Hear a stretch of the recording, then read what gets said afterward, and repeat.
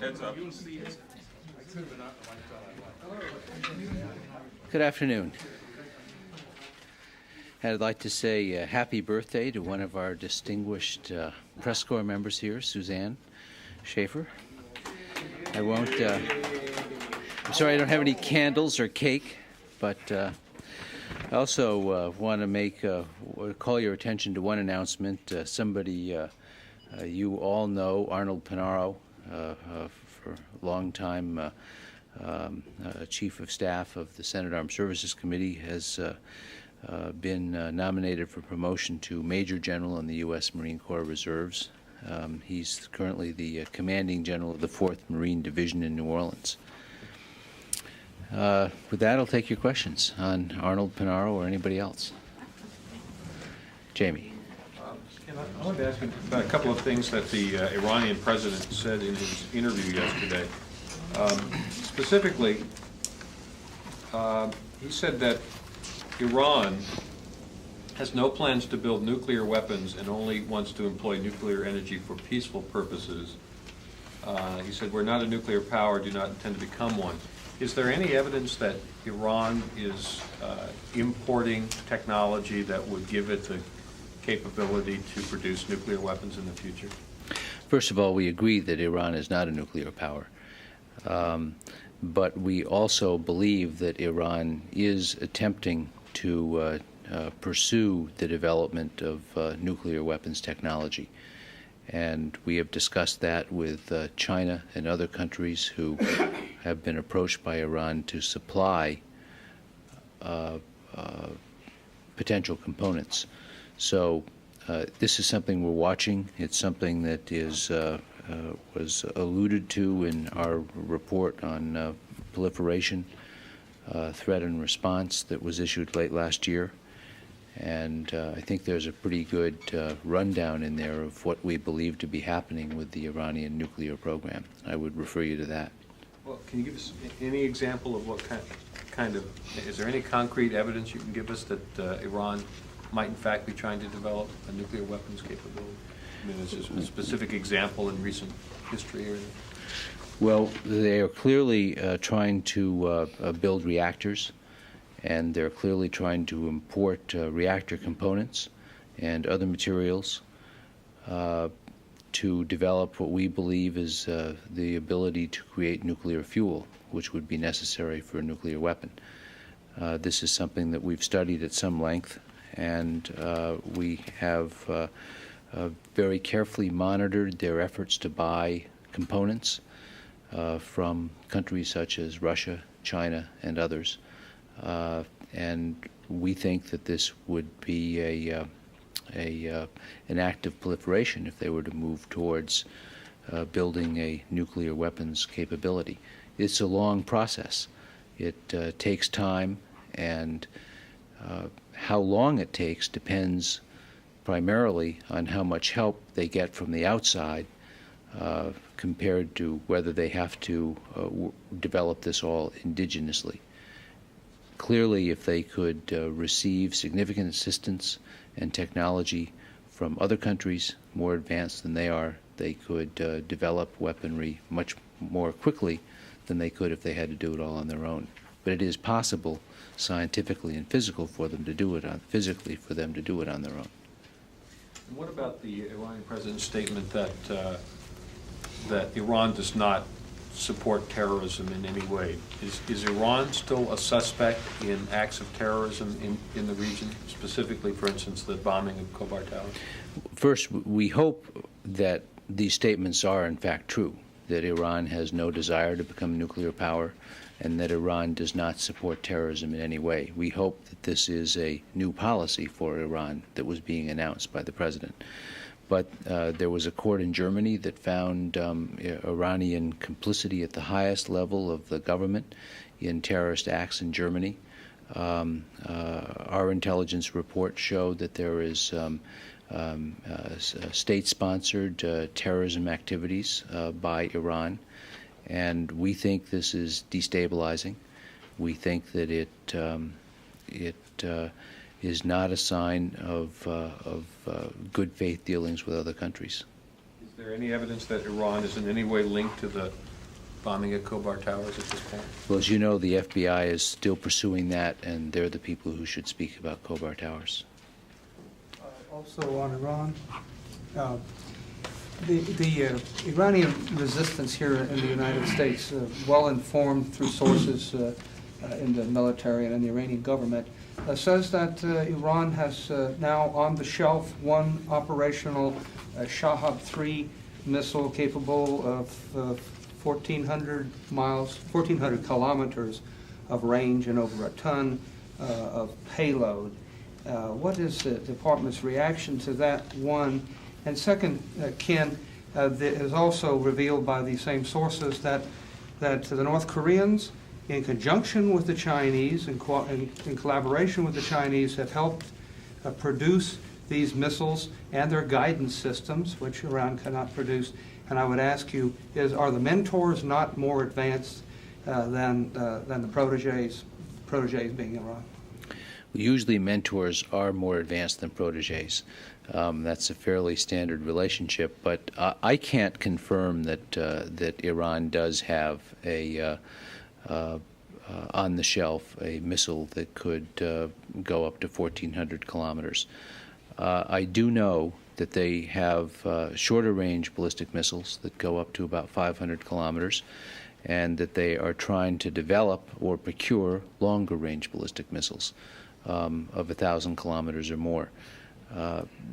This again, we think, is a sign of their effort to become a major regional power, and they have been pursuing this with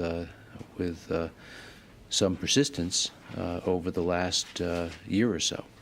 We don't see signs that they're stopping their efforts to develop or procure longer range ballistic missiles.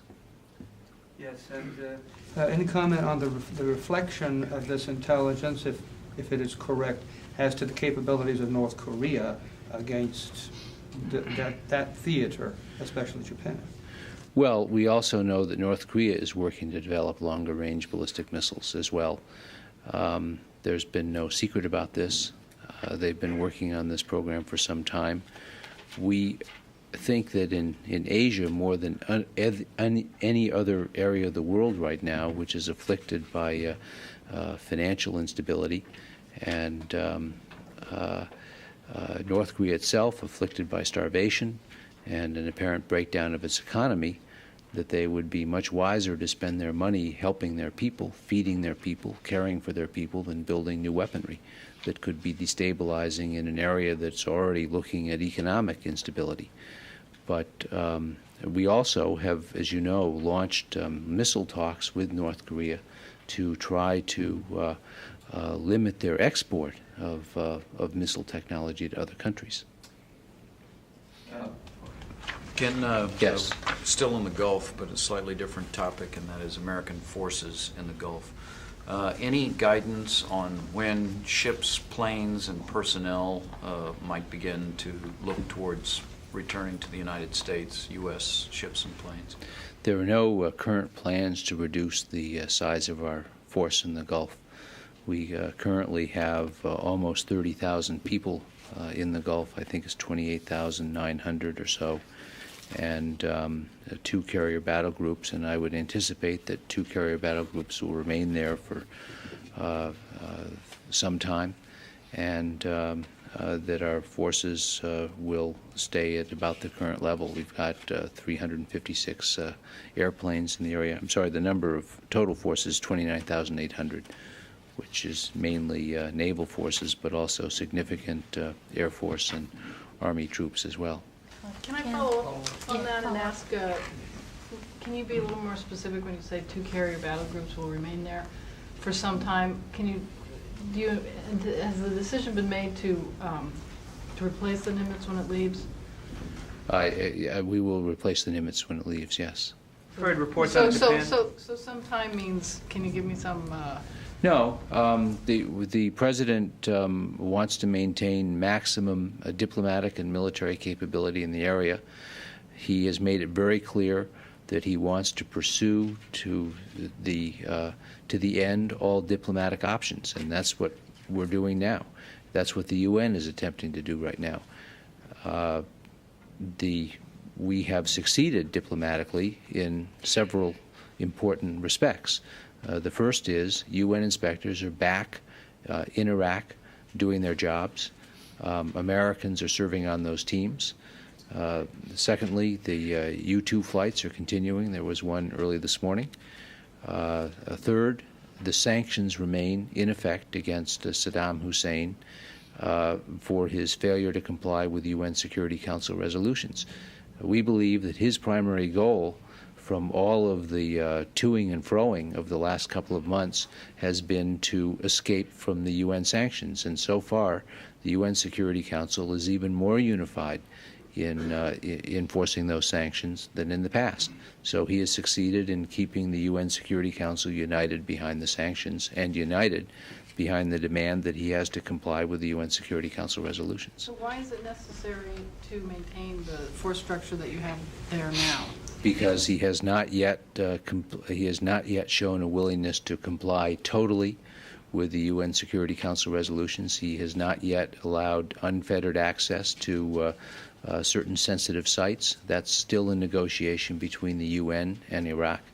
Ambassador Butler's going back to Iraq, I believe, on January 19th to continue his discussions. They set up a mechanism of technical evaluation teams when he was there in December to look at progress that Iraq has made on dismantling chemical and biological weapons. And those teams have to be put in place, and the meetings have to take place. I don't believe they have taken place yet. So this is still a work in progress.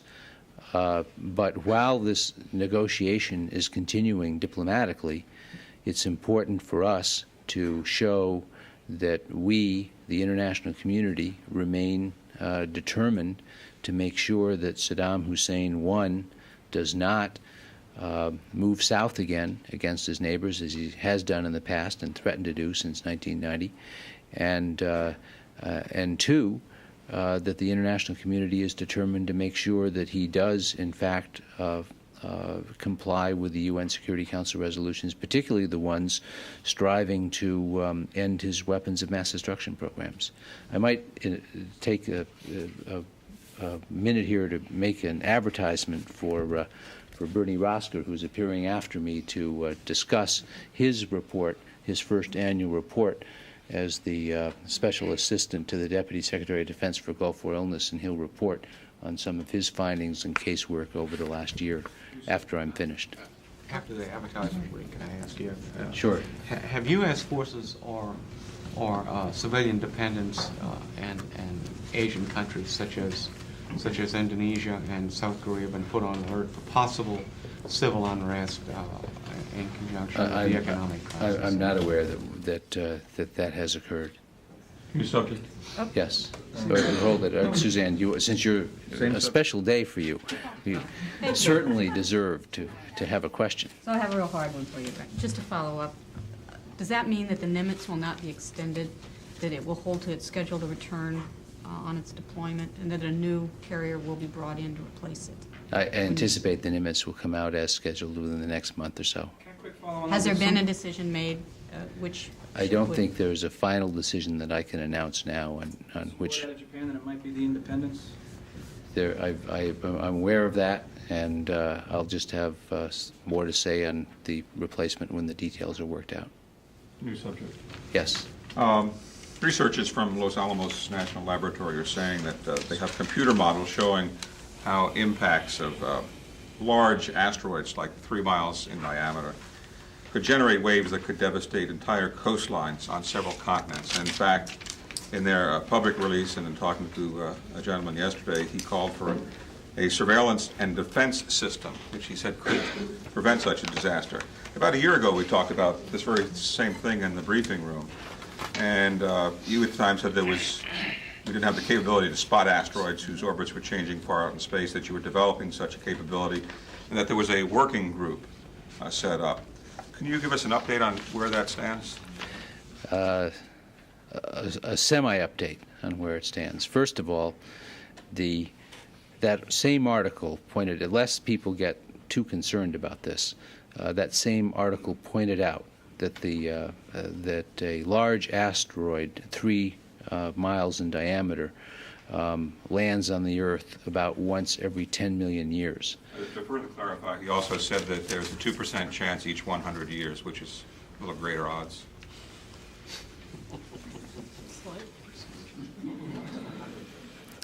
That's not how I read. That's not how I read. That's not how I read the. That's not how I read the figures. But I read the entire story. NASA is primarily responsible for dealing with asteroids. It has a program called NEAT, which stands for Near Earth Asteroid Tracking Program, and we have been working with NASA in this program, but NASA has the lead on it. It is true that there was a satellite, there was a program called the Clementine II, which would have gone up and looked at asteroids, and in fact experimented with launching projectiles at asteroids. That program was canceled, I believe, last year. The Clementine I program, as you recall, is the one that discovered ice particles in a crater on the moon, and we believe may suggest that there, very significantly, that there could be water on the moon. The Clementine II program was a program designed to study microsatellite technologies. And as part of the plan, a satellite would have left the Earth orbit and gone out and sort of tried to encounter asteroids and respond to them. But that program, for a variety of reasons, has been discontinued. So right now, what NASA is doing is working on a tracking program, and that work continues. And I think NASA can give you further details on that. As part of the mission for the Pentagon, though, to provide for the common defense, do you ever see it as a mission of asteroid defense? I think our concept of defense today is much more terrestrial. So just to be clear on this, one of the things that they discussed yesterday was the ability to use the assets we currently have, ballistic missiles, not to destroy such an asteroid, but to deflect it. Is that something that's just not in the cards at this point? This is not something that's being actively pursued at the Defense Department at this time. Can I just go back to Iran for a moment? Sure. I asked you about nuclear weapons, but just to clarify, what's the status of, what does the United States believe that Iran is doing with respect to other weapons of mass destruction, chemical and biological? Does it already possess chemical and biological weapons stocks? Are they attempting to acquire more, build more? What's the status of chemical and biological weapons? They used chemical weapons against Iraq in the 1980s, but I think most analysts believe that they were on the losing end of chemical weapons exchanges with Iraq during the Iran-Iraq War, and that they suffered more than they were able to inflict suffering on Iraq.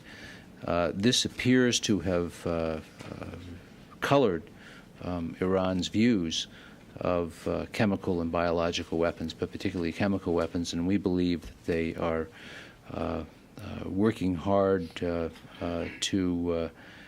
develop chemical and biological weapons today, and also the delivery capabilities for those weapons. I think this. I think it's pretty clear from what most analysts say that Iran still views Iraq as its primary threat in the area, and that much of what they're doing would be directed against Iraq, either defensively or offensively, but this is probably something that would be more appropriate for Iranian military officials to discuss than for me to discuss it here today.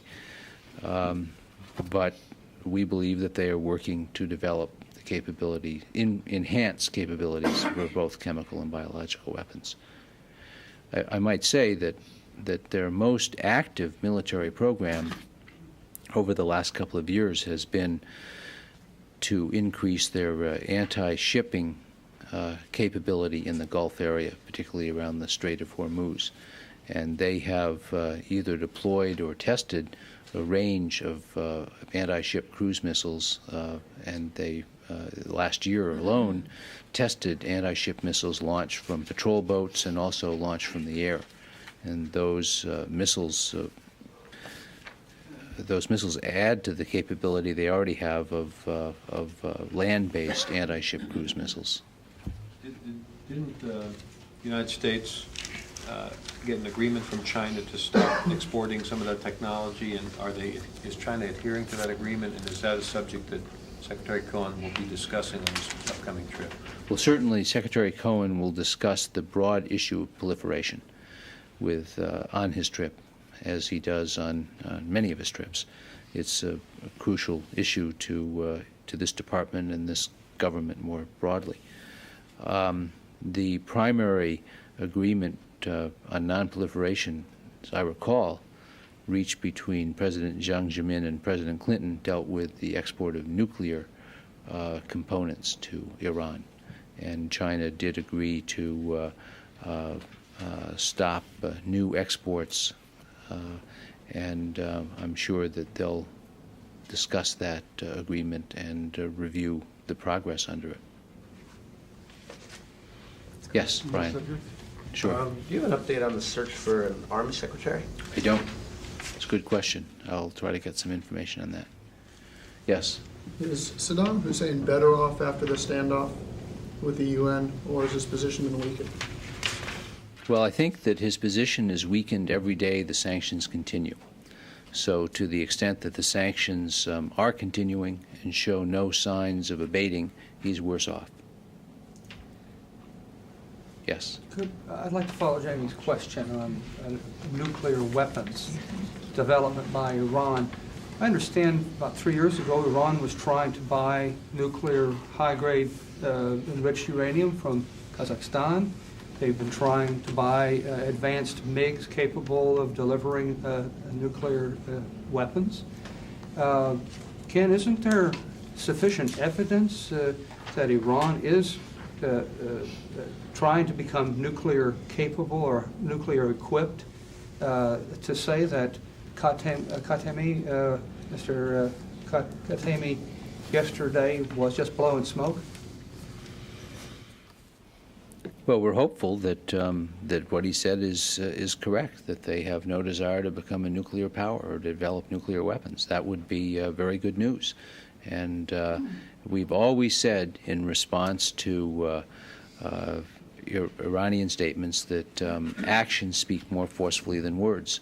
And we believe that the actions show that they are, in fact, trying to develop nuclear capability. But I hope that what he said is, in fact, true, and that that's not their plan. Time will tell. Thank you. Brian? One quick one. Yeah. Another personnel question. General Ralston, I believe his first term as the vice chairman is up next month. Mm-hmm. Do you have anything on whether or not he's going to stay on for another term? Is there a search underway for a replacement? There is not a search underway for a replacement, and it's my understanding that Secretary Cohen will recommend to the President that he continue in his job as Vice Chairman of the Joint Chiefs. I think it's clear to the Secretary and to I believe to the President as well, that he's performed with extraordinary skill in that job, and would be great if he could stay in it for another 2 years. I think the Chairman feels that as well. Has he indicated he's willing to? I believe that he is willing to, yes. Do you know formally what the date is when his...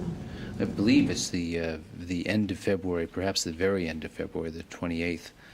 But I'll have to double check on that. I know his current 2-year term does expire in February. But he has to be approved then yet again by the Well, he would Senate, have or to is that a be formality? the same thing that is analogous to what happened with General Shalikashvili or General Powell. They're appointed for a 2-year term, and to serve a second term, they have to be renominated and reconfirmed by the Senate. Thank you. Welcome. Thank you. you have another official who can brief us on the... Sorry. Bernie, don't go. It's okay. Take my water so we don't end up drinking. Okay. Yesterday, we delivered to the Deputy Secretary of Defense a report covering the first year of operations of my office, which was from November 1996 through November of 1997. It was not a required report, but it seemed appropriate to take stock of where we were, what we were doing, what lessons we had learned, and where we were headed in the future.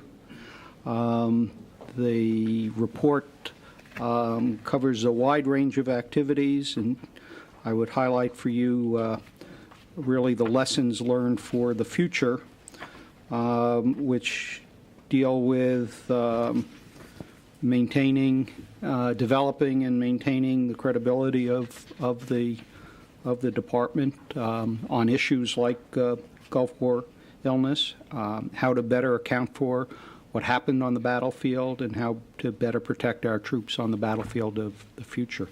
I believe you've had an opportunity to see the report, and I'd be happy to answer any questions you might have. One of the things that struck me in reading over your analysis is that you were looking at process and not so much pointing toward any conclusions whatsoever. And I know that you feel that you're only a year into your process, but we are many years past the end of the war. Can you help us with any conclusion-oriented comment as to where we are on the research? Well, I think in the beginning of the report, I indicate that we are working very hard to answer the question of why so many of our veterans are sick, and we do not have an answer to that question. We've ruled out a great deal. Much more work remains to be done, but we do not have a specific answer to that question. Even though the cause of Gulf War illness remains largely unexplained, the men and the women who served in the Gulf want to and deserve to know what happened in the Gulf. Were they exposed to anything that could have impacted on their health? And that is the unique responsibility of the Department of Defense to do that, and that has been our focus this last year and will continue to be the unique focus of my office. You might think of last year as the year of the chemical incident. Great deal of work on Qamishiyah, and other chemical incidents reported in Kuwait, and we have certainly drawn conclusions about that. The next year will be more focus on more general environmental problems, particularly Gulf War, the oil well fires, depleted uranium, and pesticides. There is a complementary program of medical research that goes into millions of dollars both here and at the VA, largely being carried out at universities throughout the United States.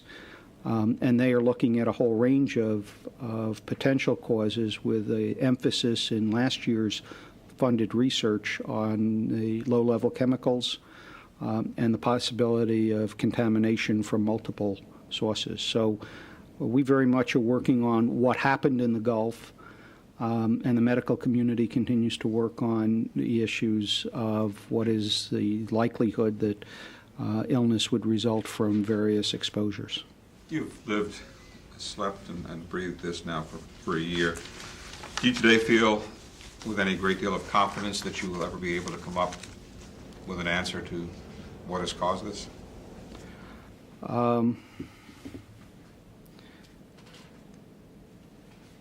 There are a lot of veterans out there.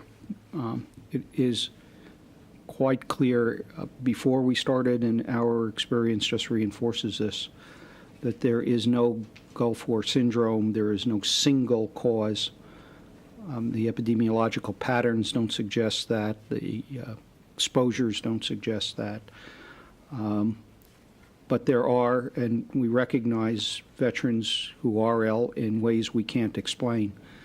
And we have an obligation to the best of our ability, tell them what happened on the battlefield.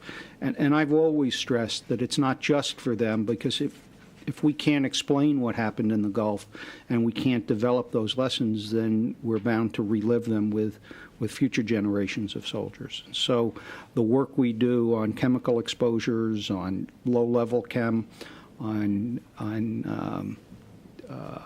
depleted uranium, on pesticides, on parastigmine bromine, are very important to make sure that we get it right in the future.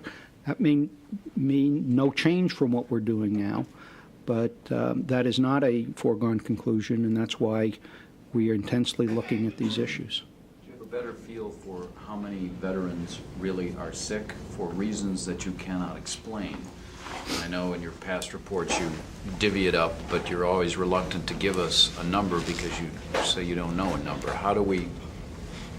I have a sort of a rough rule of thumb, which we have somewhat over 100,000 veterans who've reported to the various health registries. Some 10% of those report but don't even take their physicals. Some 80% of those who do take physicals end up with a diagnosis. So there is roughly 20%. It's a little higher in the VA population, a little lower in the active duty population, who have unexplained, in a sense, unexplained illnesses. 20% of 100,000. 20% of about 80,000. 20% of 80,000. And the VA carries a number of unexplained illnesses of about, memory serves, something on the order of 10%. What I found interesting is when we visited the Czechs in Prague, they had done a report on their troops, intensely examining 155 out of about 200. About 6 of those had unexplained illnesses. If you do the math from 700,000 in the Gulf, FICE 200 in the Gulf, you'll come out with a number of about 20,000. Not very unlike what we are seeing. The vast majority of people who served in the Gulf are well, or if they are ill and have registered with us, there is a known diagnosis. We're talking about a very small percentage, a few percentage points of those who served, and that's part of the difficulty in establishing a clear epidemiological pattern. Historically, is that very few percentage points different than past wars, understanding that you don't have data that is nearly as precise? We don't really have a comparable sets of data to make that judgment. In the report it says by the end of next year you will have completed the investigations, chemical exposures, and can start to draw down your office. You mean you think by the end of this year, this current year, you're going to be able to start? By next November, roughly, we should have completed and republished the chemical incidents. We will have completed the major environmental inquiries, and then I think we can start to draw down. There is a very important residual function, and it gets to the heart of the whole tone of this report, and that is working with the veterans and with our active duty service personnel who have concerns, and we are the people who have to work with them in meeting their concerns, and that's something that will continue in terms of an ongoing outreach program, ongoing program of keeping in contact with the veterans. But where we'll be able to draw down, I'm hopeful, is in the investigative services. That all depends upon how the analysis goes and whether there are further surprises that we can't anticipate. I thought it was interesting you had made the point that after Agent Orange and POW, MIA, this was the third time that. Why do you think? I mean, after those, especially after Agent Orange, why was it so long before the military decided to take it seriously? Well, I think if you go back to the PAC reports and to the medical side of this, there was a great deal was learned from Agent Orange, and a great deal was put in place very quickly. The initial health registries were within months of the analysis. But the response we had was very much on the medical side, and where the controversy has occurred is in making an accounting for what went on in the battlefield. One of the things I highlight in the report is a statement in what was a classified report. Now it's declassified and on GulfLink on Marine Corps NBC defense in Southwest Asia, nuclear, biological, and chemical. The author was a Captain David Manley, and he makes the point that many Marines thought they had encountered chemical agents, that his findings were, and I quote, no indications that the Iraqis tactically employed agents against Marines. And then here's the important part. However, there are too many stated encounters to categorically dismiss the presence of agents and chemical agent munitions in the Marine Corps sector. It's the categorically dismiss that we were into big time. The pieces didn't fit together. We didn't have all of the facts, but we were quite sure. What we have been about this last year is the exact opposite of categorically dismissing. We have taken the major claims extremely seriously, and we have investigated them, and those are covered, again, in this report in two sections. Instead of dealing with the individual case narratives, I've summarized it in terms of Qamishiyya, and importantly in terms of operations in Kuwait. And operations in Kuwait, probably the most controversial, because we had a whole group of folks testifying before Congress that they thought they were exposed here or there or the others. We very systematically have traced the Marine operations from the breach through Al Jaba up through the Orchard. We've looked at other sites within Kuwait, and we're have become the true experts on what went on, looking at all of the information, not just I think I saw something, but all of the information. And while I wouldn't say never, our strong indication in the analysis is it is unlikely that there were chemical releases in Kuwait, with the exception of the Fisher case, which is technically not in Kuwait, and the fallout, obviously, from Qamishiyya. But there are not just explanations, but the ring of the operations looking for collateral damage, taking into account the Fox vehicles and what we know about it, what we knew about a dirty battlefield now and the issues of contamination. We're very sure that there were no chemicals there. We don't have every piece of information in the locker. We don't have all of the tapes from the Fox vehicles, and that's why we've said it's unlikely. But the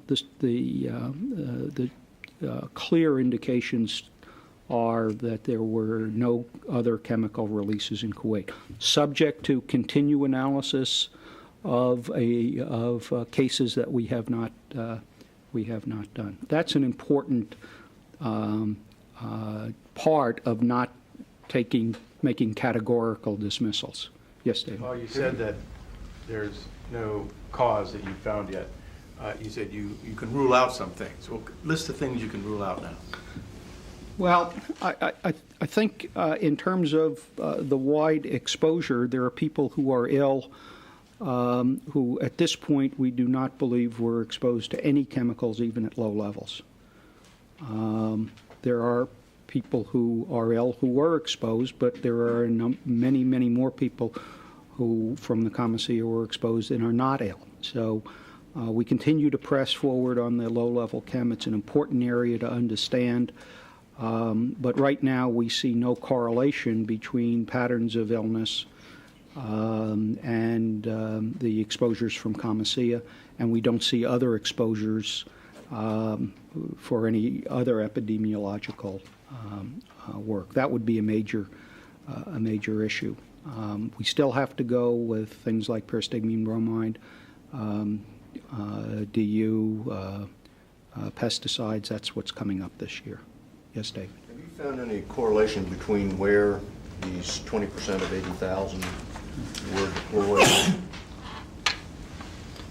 The definitive work, the docs will tell you, and that the CCEP and the VA registries are not adequate research tools. They're self-selected. They have all of the problems that one has from those databases.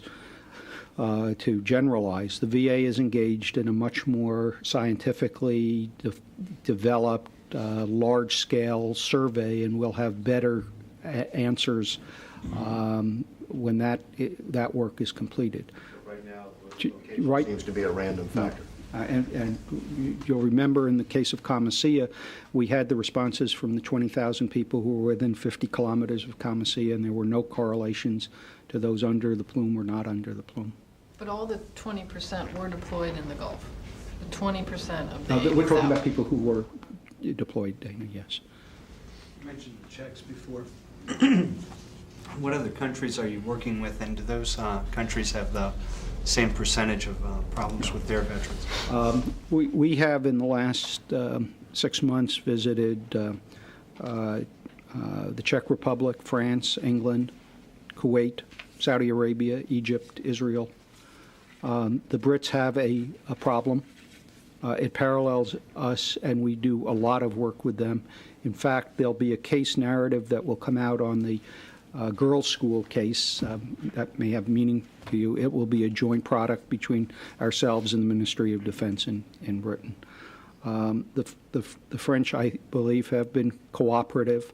They do not have the problem. They are very eager to understand why we have the problem, because as they've said to us, there for the grace of God go we, but they have not reported the problem.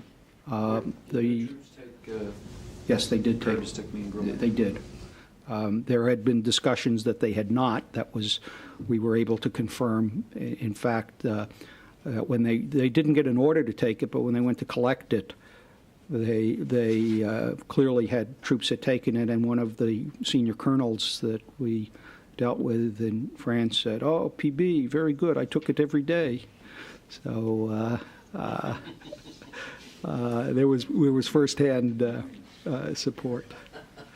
The Kuwaitis report concerns for oil well fires, particularly fallout and asthma, and our research and the RAND paper that we will produce will be published in the near term will also support the notion that there were particulates registered that would indicate intensified asthma and breathing problems. That's what the Kuwaitis reported to us. We had an excellent visit with the Saudis, and they had an invitation for us to go back and do some health record screening with their indigenous population. We were interested in whether they had seen any changes in health status over since the war, and the head of the medical services for the Saudi National Guard has offered to allow us to come back, and we're in the process of putting that together. The Egyptians had a contingency and reported no illness. We had a full review with them. So it is somewhat spotty. Thank you. Thank you very much. Thank you.